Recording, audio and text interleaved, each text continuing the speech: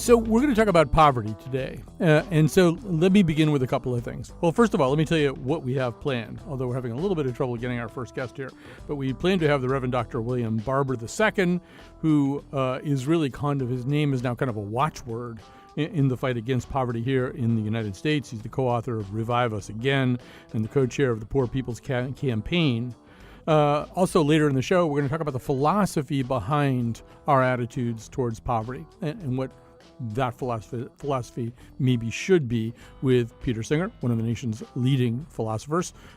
He is a professor of bioethics at Princeton, and well, anyway, if you're interested in philosophy, you've probably read a bunch of his books. A little bit later on in the show, we're going to talk to Sarah Smarsh. She, in a way, is the person who kind of got me thinking about all this. And she has got a new book out. Well, no, that's actually not true. Let me back up and say it a different way. I've been saying for a long time that the story we don't know in the United States is the story of poverty. You can go to the movies, and you can see movies about African-American people, and you can see movies about Asian people, you can see perspectives on women, but you don't, most of those people, no matter what their race is, you don't see poor people that much. You don't see their stories that much. They're just kept out of sight. They're not part of our culture. And that's kind of ironic because there's an awful lot of poor people in this country. So let's begin this conversation. So anyway, Sarah Smarsh wrote a book about what it's like to be poor. I think the stories of poor people are really important. We don't tell them, we don't listen to them, and as a result, the problem starts to become invisible. Anyway, we're going to begin here with Reverend Dr. William Barber II, pastor, political leader, and president of the NAACP's North Carolina chapter. He's the co-author of Revive Us Again, Vision and Action in Moral Organizing, and co-chair of the Poor People's Campaign, a national call for moral revival. Reverend William Barber, first of all, welcome to our conversation. Thank you, my friend, and glad to be on with you today to talk about this important subject. Let me just let you know I'm not president now of the NAACP. I'm president and a senior lecturer of repairers of the breach, and I'm still on the NAACP National Board, but I'm no longer the state president. Duly noted. All right. So earlier this year, as you no doubt know, the UN came out with a report about poverty in the U.S., and I think it just sort of stuck with the clinical and official definition of poverty, but it said, 40 million Americans live in poverty, 18.5 million live in extreme poverty, 5.3 million live in third world absolute poverty. We've got 1/4 of the world's 2.2 thousand billionaires, 2,208 billionaires, but we have this large population living in poverty. And I think, William Barber, you would also say that those numbers are low. It's really about 200% of the poverty rate. That gives you a clearer picture of people who are poor, right? Indeed. We have struggled in this country for all of its existence dealing with this issue of income inequality or poverty. Originally we didn't even allow people to vote who weren't landowners. Slavery was a form of poverty. Racism and poverty are deeply connected. We had a report to come out before that one called The Souls of Poor Folk, Auditing America 50 Years After the Poor People's Campaign of 68. And what we found was that when you look at supplemental money, when you look at the number of people that would be in poverty without assistance, when you look at basic payments for utilities and costs, there are 140 million poor people in this country. Over 43% of this country are poor or living in low wealth conditions. 43%. The majority of them are white women, disabled, and children. A lot of people don't know that factor. As a matter of fact, the highest states with the highest poverty are also the states that have the greatest voter suppression. The states that have the highest voter suppression have the highest levels of poverty, the greatest number of low-wealth jobs, the least amount of health care, the least amount of available public housing. So there are 5 issues that connect to poverty: systemic racism, systemic poverty, ecological devastation, the war economy and militarism, because we put 53 cents of every discretionary dollar into war and militarism, but less than 15 cents of every dollar into programs that lift up the poor, like education and health care. and also this distorted moral narrative of so-called Christian religious nationalism, which basically says that to serve God is not to help the poor and to lift up the least of these, but it is, in fact, to be against homosexuality, for prayer in the school, against abortion, for tax cuts, and for guns. These five interlocking injustices keep us from really seeing and dealing with the issues of poverty. So one thing that happened in response to that UN report, and for all I know, it happened also in response to the report that you talked about, is that the Trump administration got really angry, basically, and they denounced the report. They said it was inaccurate, inflammatory, and irresponsible. I think that was U.S. Ambassador Nikki Haley. No, actually, she said it was misleading and politically motivated. Fox News said it was full of cherry-picked data. The conservative Heritage Foundation claimed that there are only 250,000 Americans living in extreme poverty. There seemed to be a desire not simply to have an argument or a conversation about how to address poverty. The first conversation seemed to be an argument about whether poverty exists in the dimensions that you're describing. Well, sure, certainly. In fact, let me just say, neither party has really dealt with the issue of poverty since Lyndon Baines Johnson talked about a war on poverty. After 1968, there was an attempt to not even talk about poverty and not even talk about race, for that matter. And so we have a whole political conversation now where we talk about the middle class and we talk about protecting the country, foreign affairs. But we went through 26 presidential debates in the last election, Democrat, Republican, primary, and general election. And we did not have 1 hour on racism, systemic racism. I'm not talking about when somebody calls you the N-word. I'm talking about systemic racism like voter suppression that has been proven to exist. We didn't have 1 hour discussing that. And we didn't have 1 hour of any debate dealing with poverty, dealing with the 43 million people who live in poverty and the 62 million people who work every day but make less than a living wage. We didn't have any conversation about that. So it's not surprising to me that an administration that was bred out of lies, that used lies in the campaign, that lied about winning when they really didn't even win the popular vote, will continue to lie because they don't want to deal with the issue. You cannot say you're serious about dealing with poverty if you cut $2 trillion from the budget, which is going to undermine programs that help the poor. You cannot say you're serious about dealing with poverty if you're constantly wanting to cut health care that would help the poor and those that do not have health care be able to afford it and receive health care. So you have this narrative, and if poverty is true, your narrative implodes. It doesn't survive. And so that's why you're seeing these lies. Of course, it's interesting. Nikki Haley would say something that would deny poverty when she was governor of a state. And while she was governor of a state, she spent millions of dollars fighting to preserve voter suppression, but did not raise money from public education in her state, denied health care expansion in her state, despite the large numbers of poor people in her state. And then lastly, it is interesting that the Republicans, particularly, well, I call them extremists who call themselves Republicans, would fight against addressing poverty when, in fact, the majority of the poor people in this country are white. And a large number of the people that are being hurt by Trump administration policies are, in fact, white. So what we have here is first of all, there was an attempt by the extremists to racialize poverty. It was a black issue.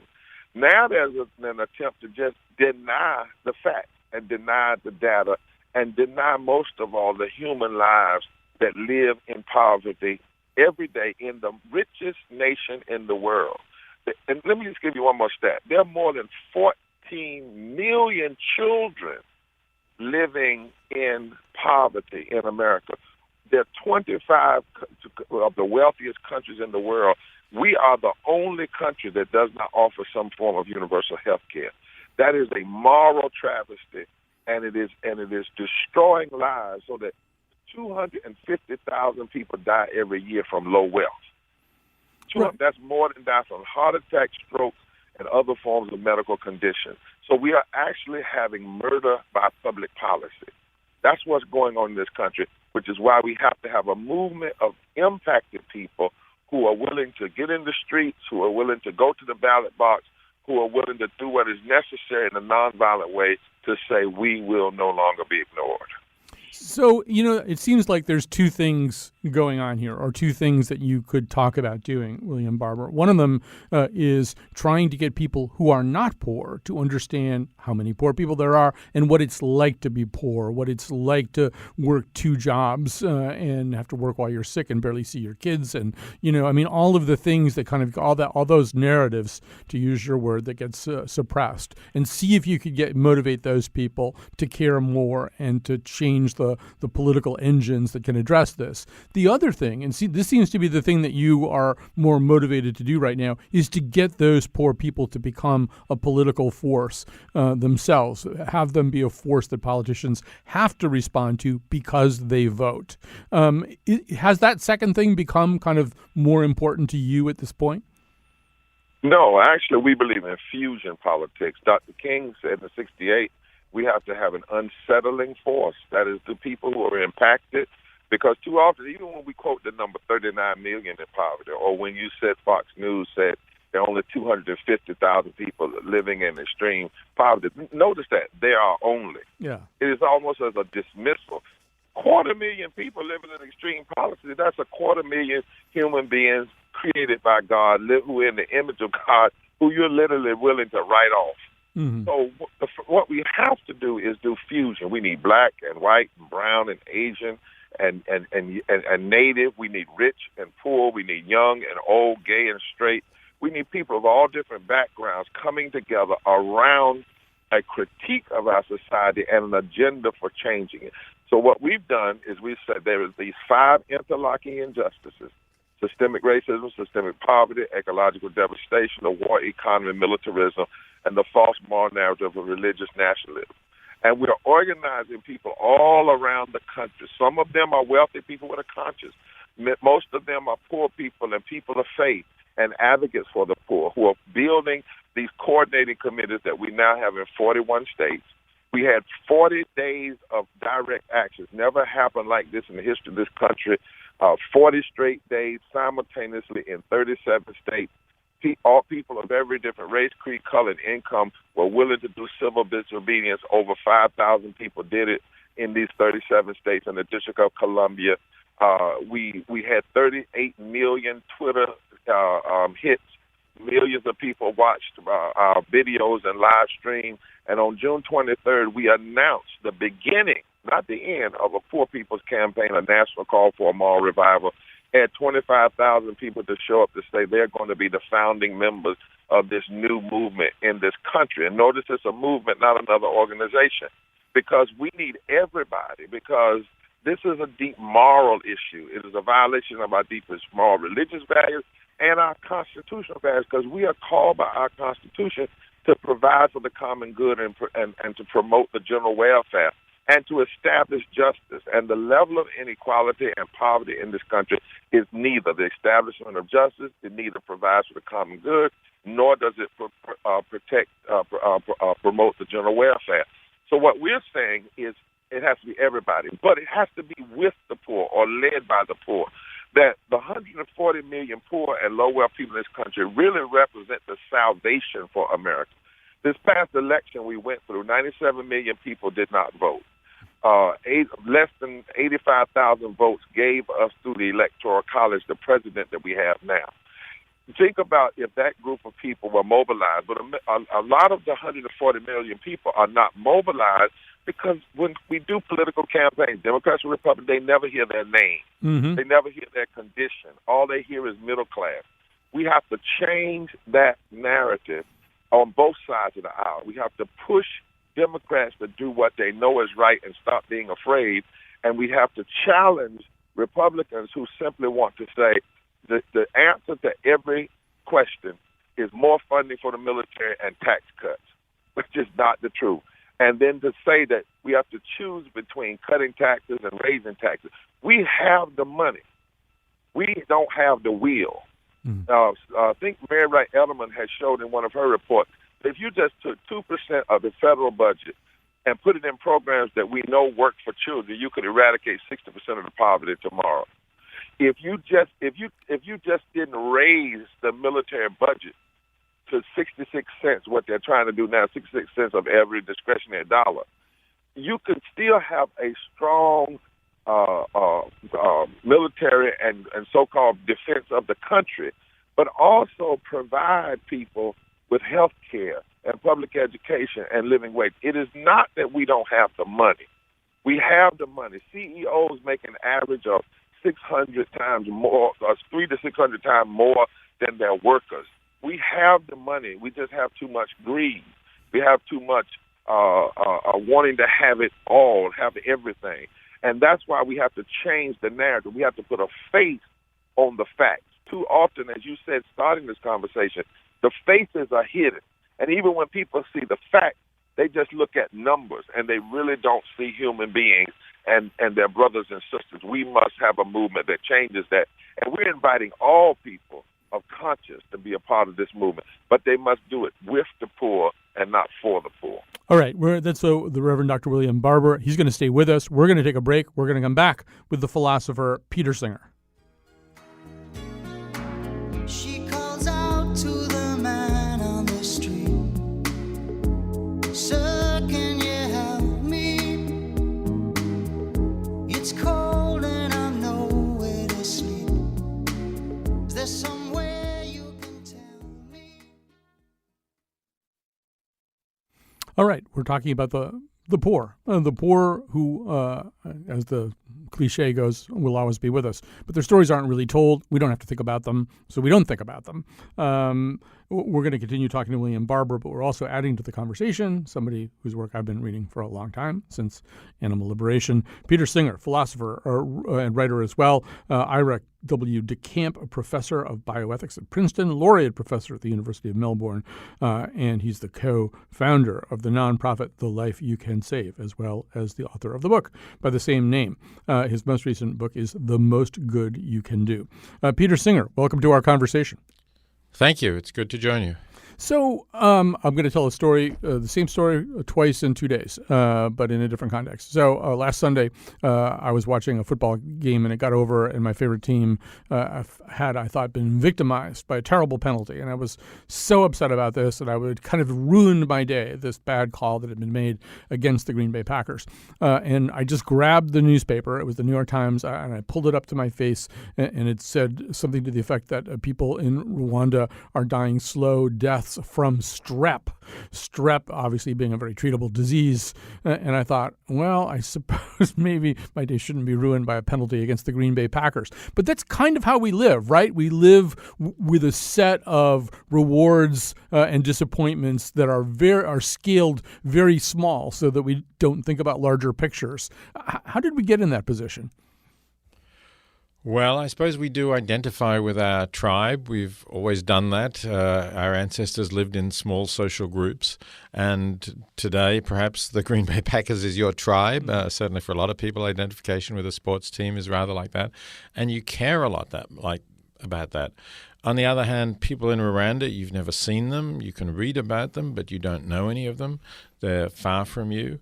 And we're just not emotionally geared to feel the same about that as we feel about those that we do identify with. But I do live in a country full of poor people, right? I mean, we just William Barber's still here, but we just talked about that. That there's probably 140 million people who live in some definition of want or need, or we could pick a smaller number for the actual poverty line. How come I don't care more about them? How come I'm not giving them more of my resources? Well, I would guess that very few of them are part of your regular social circle. How many of them do you actually meet and talk to, and do you know as individuals? You may pass them on the street and see them, and that may cause some identification. But we do live in pretty separate worlds, even when they're in the United States. So as a philosopher, what do you want someone like me to think about? How do I think about this in a better way?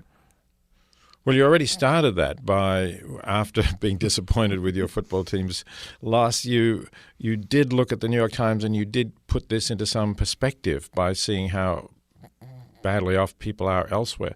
And that's a first step, to realize that there is this whole world of people out there and that they matter too, and that what they're going through is so much worse than what you're going through.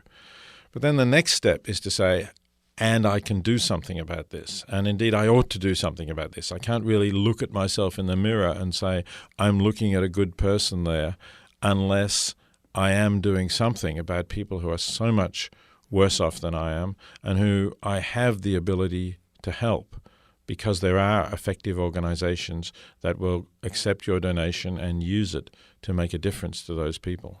But then the question begins to be, how do we decide what the yardstick is, right? If I gave 3% of my income to Oxfam or to some other organization that addressed poverty, I'd be on the high end of things. But 3% doesn't really seem like very much when you consider the fact that I have a lot more resources than people who are truly poor. But I could pat myself on the back because 3% is more than the national average. You could pat yourself on the back for exceeding the national average, but you might want to think a bit further about, could I do more? How much of a difference would it make to my lifestyle if, let's say, you went to 10%, which, Christian sort of tithe is a nice round figure.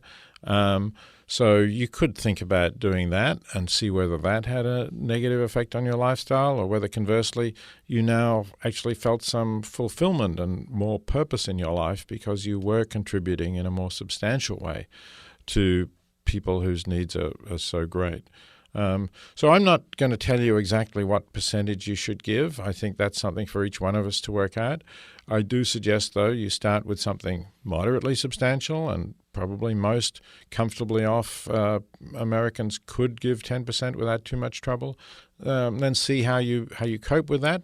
Maybe you'll find that wasn't that difficult, and you'll be able to increase that next year. Think of it as doing your best, just like you have perhaps if you jog, you might have a personal best for a particular distance that you run. Think about giving in the same way, that you can give something now and see whether you can do better next year. Right.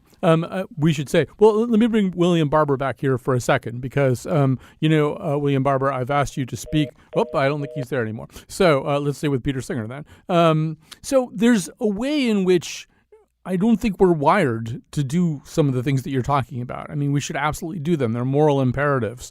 But probably there's wiring that goes back to our life as hominids when resources were scarce, and probably made sense at some point, in some way, to hoard resources for times of even deeper scarcity. Probably also an awful lot of the inculcation of us as modern beings has to do with making sure you have enough, putting enough aside. Do you have enough for your retirement? All that kind of stuff. I mean, is it the case that we're sort of trying to swim against a bit of a river current here? Yeah, I would prefer that second metaphor, that we're swimming against some kind of current, to the idea that we're hardwired not to do this. That idea of we're wired not to do this is too deterministic for me. I think we do have tendencies in our nature, as you say, that have evolved, that have helped our ancestors to survive and reproduce and pass on those tendencies to us. But we are in a different position now from that which most of our ancestors were in that we do have a reasonable amount of security.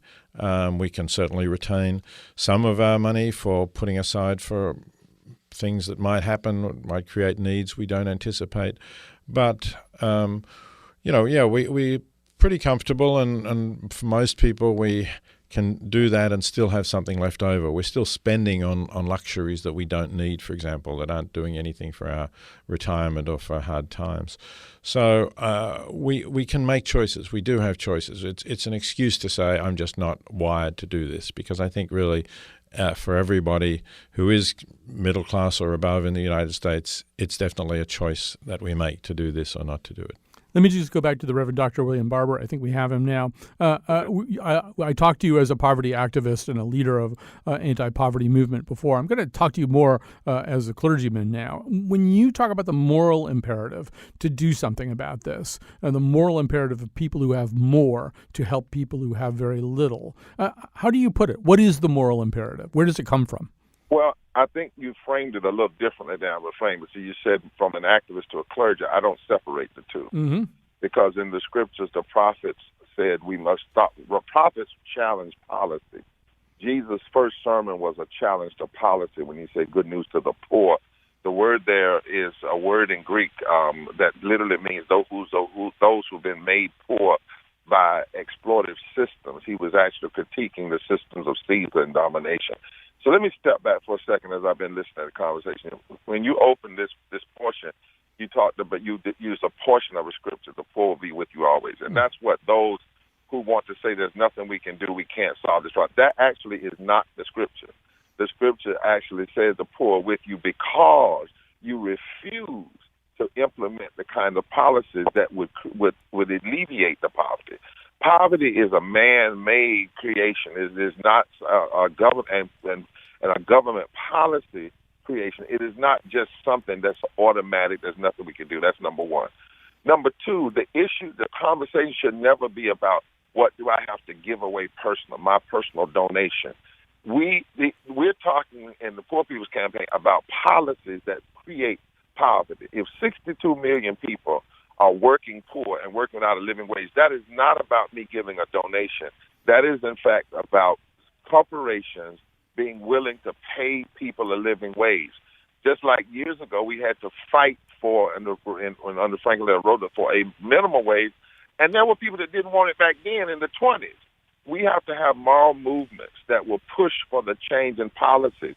Every movement in this country has made a difference. The abolition movement, the women's rights movement, the social gospel movement, the New Deal movement, the civil rights movement, the voting rights movement have all had deep moral frameworks to say it is policy, not personal charity, but it is policy that has to be changed in order for these realities to change.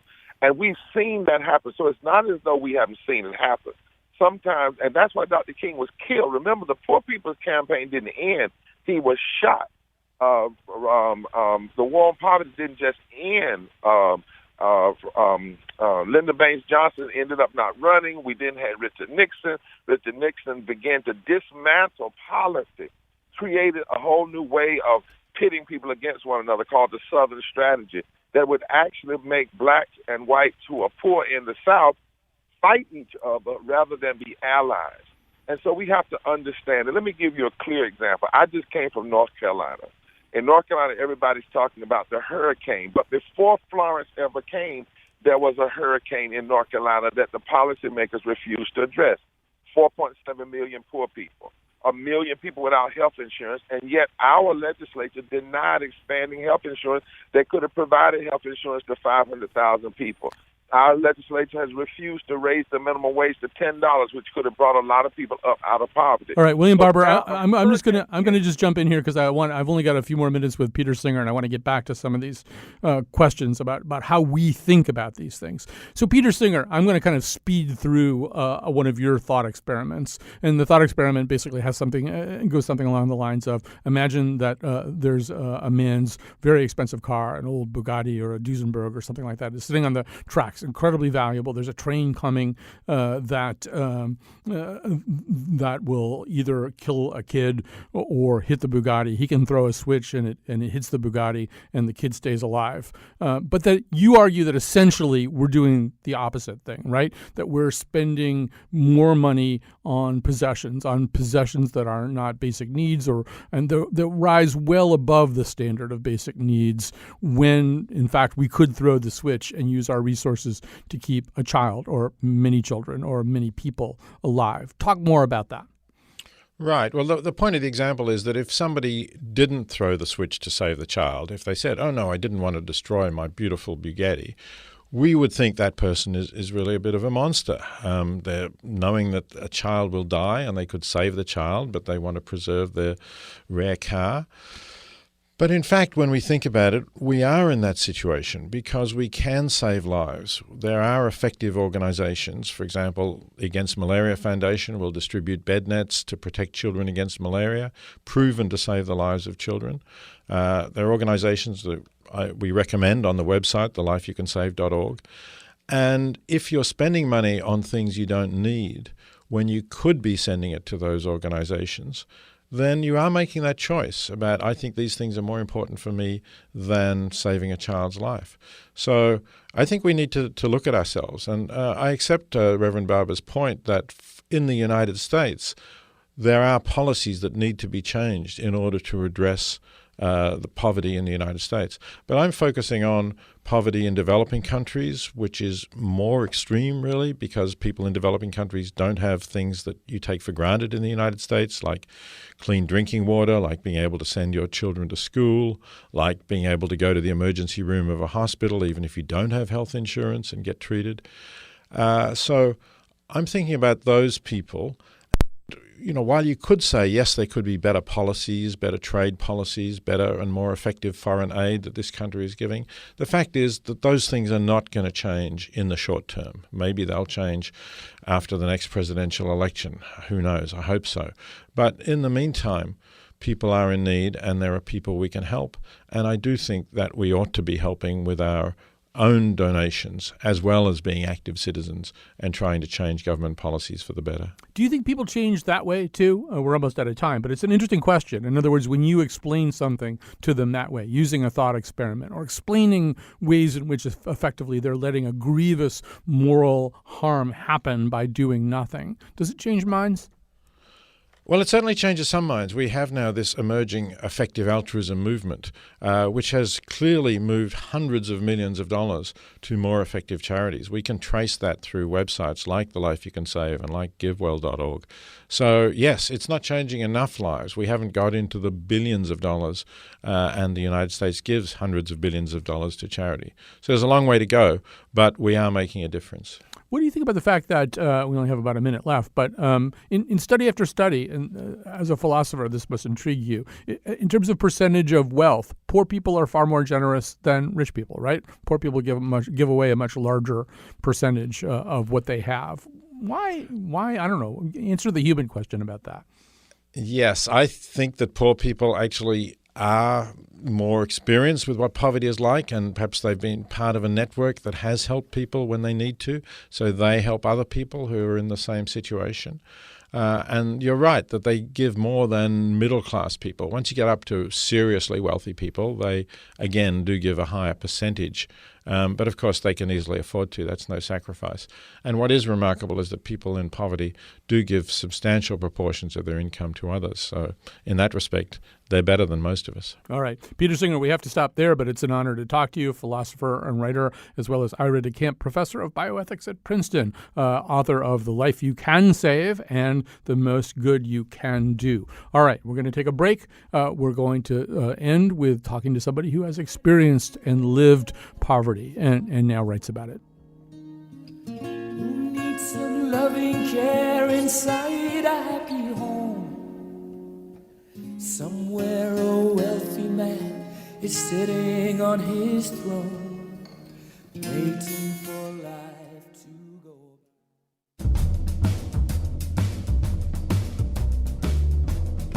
Today's show was produced by Josh Nalea, with help from me, Kyone Wolf. The part of Bill Curry was played by Mother Teresa. On tomorrow's show, we're going to the other end of the spectrum, discussing a Netflix movie about rich people in Westport, Connecticut. And now, back to Colin.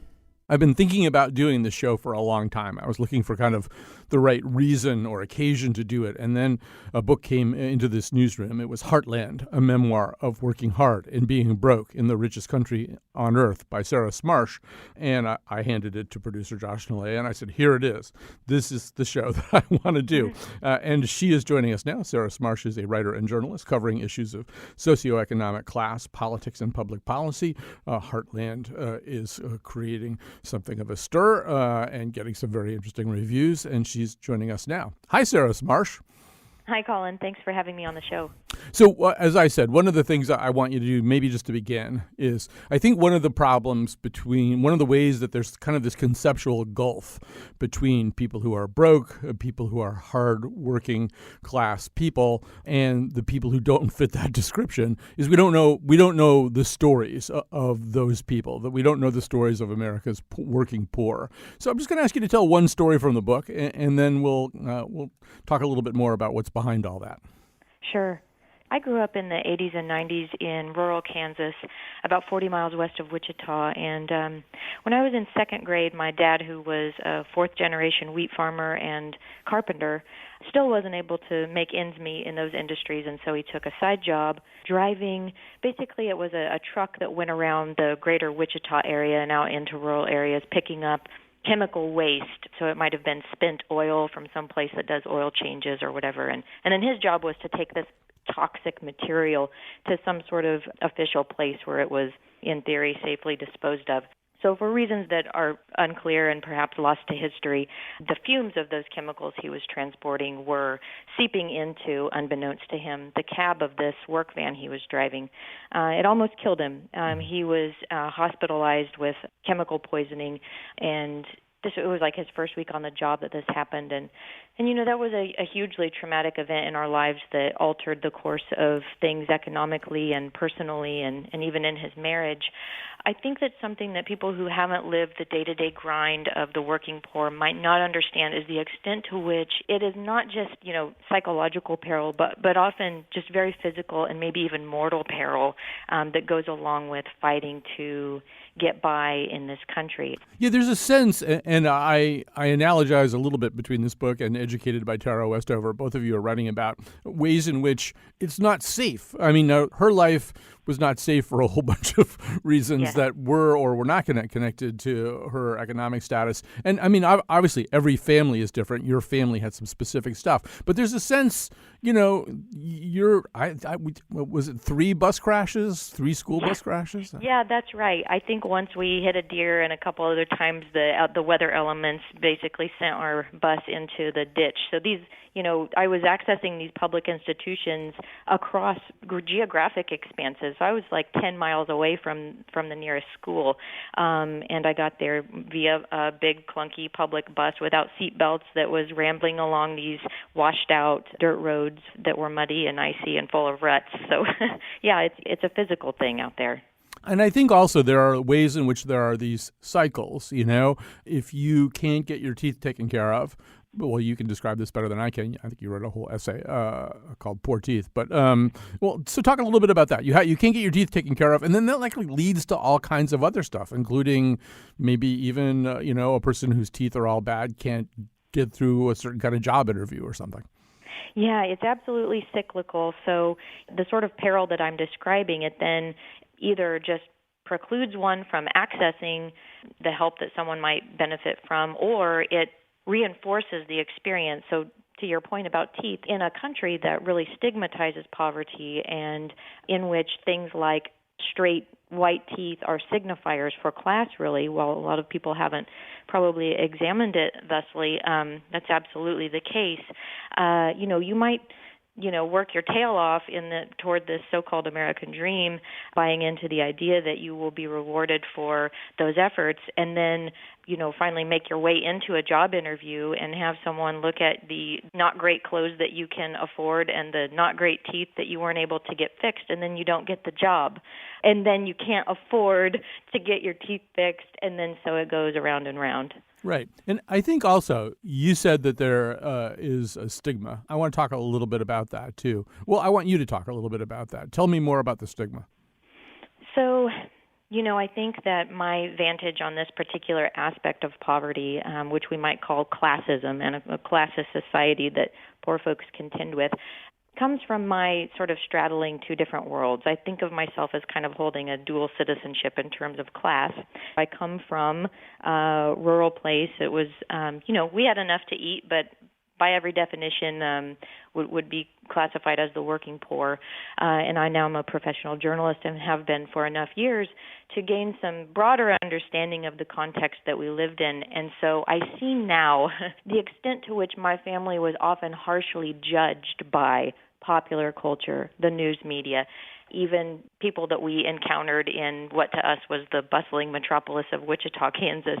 Mm-hmm. And so those attitudes, the sort of like deep-seated contempt for people who have not succeeded in a capitalist society, often by no fault of their own, is extremely destructive to our country, and we have seen some ways that those attitudes, I think, are starting to kind of really tear at the social fabric of our ability to even have political discourse. And, let's talk about Wichita for a second, because that is an interesting question. Like, I think we have kind of a tacit agreement about how much of this story is lost on people who live in New York or L.A. or their coastal equivalents. I was actually looking at a piece in the Wichita Eagle about your book. I was interested to see, like, how did the Eagle process this? How much of what's in your book would be as much of a surprise to, say, middle to upper middle class family in Wichita as it would be to someone living in Boston or Palo Alto? Oh my gosh, this is such a good question, and I don't get asked it very often. Absolutely, I think that one of the elements of this conversation and the relativity of class and the ways in which there are strata within strata can often be overlooked by people with a more coastal experience that's associated with economic privilege. Well, for one thing, let me say that the fact that I grew up poor on a farm in Kansas is in many ways like plays into some sort of stereotype about this place.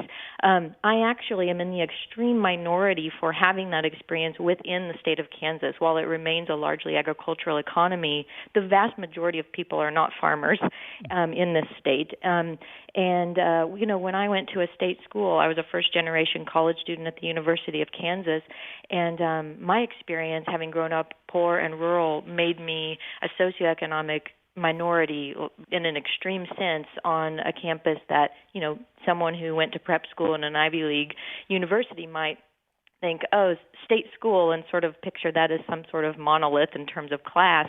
And in fact, is middle-class kids from Chicago suburbs and Kansas City and Wichita, and, they grew up with a lot of privileges that to me seemed incredible and immensely fancy, and yet their experience would be maybe missed by, like you said, somebody in Boston who is envisioning Kansas as just a whole bunch of farmers.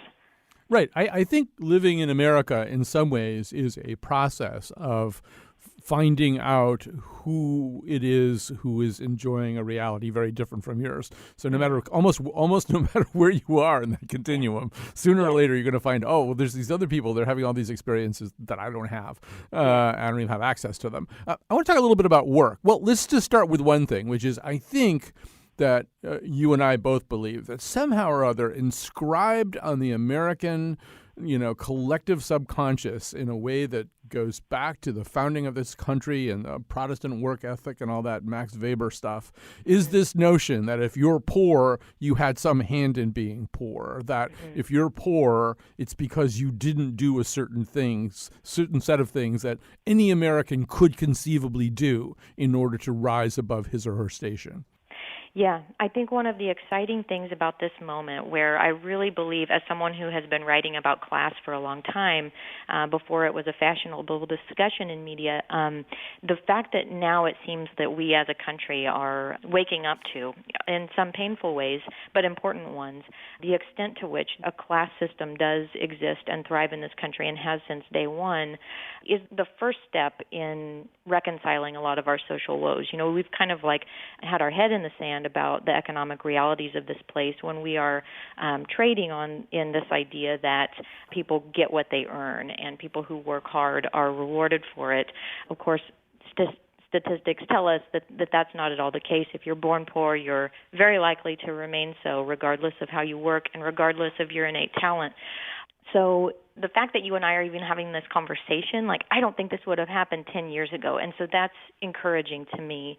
But as far as, in the meantime, the heartbreak and the hell of the reality is that even, I think, often, I now identify as, I don't want to turn this into a political conversation, but I do view myself as being on the progressive end of the American political spectrum. And I find that often my political tribe or allies who, American liberals they're for programs that would help the poor, but yet I find many of them still deep down kind of think that they really earned their own wealth and privilege, and it's more of a sense of being grand and charitable as opposed to really thinking that there is something wrong with the way that this supposed meritocracy works. So, Sarah Smarsh, we're nearing the end of this conversation, although I hope we're not nearing the end of people discussing and we're reading and then discussing this book and discussing some of the issues in it, the book Heartland by Sarah Smarsh. But, you said earlier you didn't want to make this a political conversation, and I don't especially either, but you also said we might not have had this conversation 10 years ago. 10 years ago, I don't know when this book came out, I'm making this up, but 10 years ago we might have been talking about another book about Kansas, What's the Matter with Kansas by Thomas Frank. And so his argument there, which, and I've read your New York Times op-ed piece. I read it when it came out. I thought it was really amazing and very important. So his argument is, well, Kansas is full of people who vote against their own best interests, and they don't understand.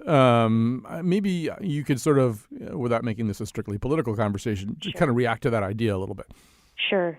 I admire a lot of things about that book, and I think it makes some important points about the way the right has leveraged some issues and aspects of culture to its political benefit in places like my state. But as far as that framework about voting against one's own best interest, I worry that the next step from that is, or maybe even implicit in that idea, is that people are just plain dumb and can't be trusted to make decisions for themselves. I know because I grew up among that very demographic that they're not dumb, and so there must not be something quite right about that critique.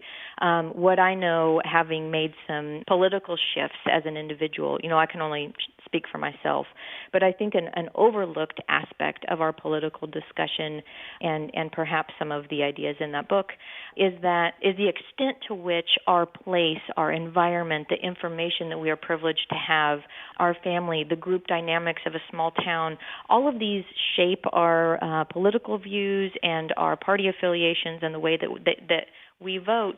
And it has nothing to do with our personal character or ability to see clearly.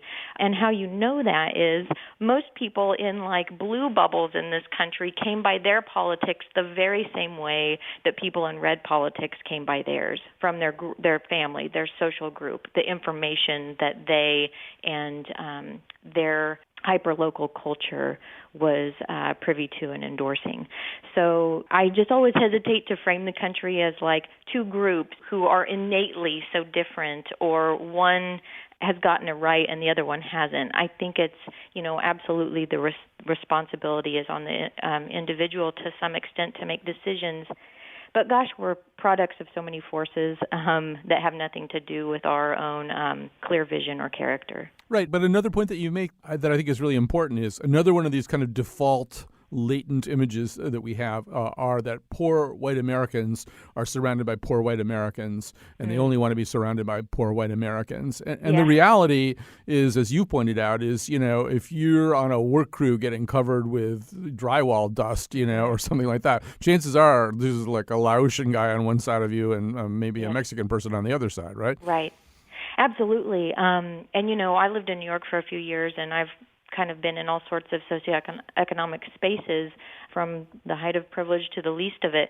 And I find that white people are capable of racism and awful ideas and thinking and actions at every level of that rung. And so the sort of scapegoating of poor whites as though that's the last bastion of white supremacy in this country. It's actually my experience growing up in the working class was in some ways a more racially integrated one than some of the more privileged white spaces that I have been part of. And that was for sharing the same, economic strata and struggles and labor. All right, so to learn more about Sarah Smarsh's place, read Heartland, a memoir of working hard and being broke in the richest country on earth. Sarah Smarsh, thank you so much. Thanks for having me, Colin. So that's our show. I hope it's just the beginning of a conversation. I think this is a chasm that is going to take a very, very long time to bridge. Probably won't be the last time we do a show like this one. I hope it won't. Thanks for listening today. We'll be back tomorrow. Well, I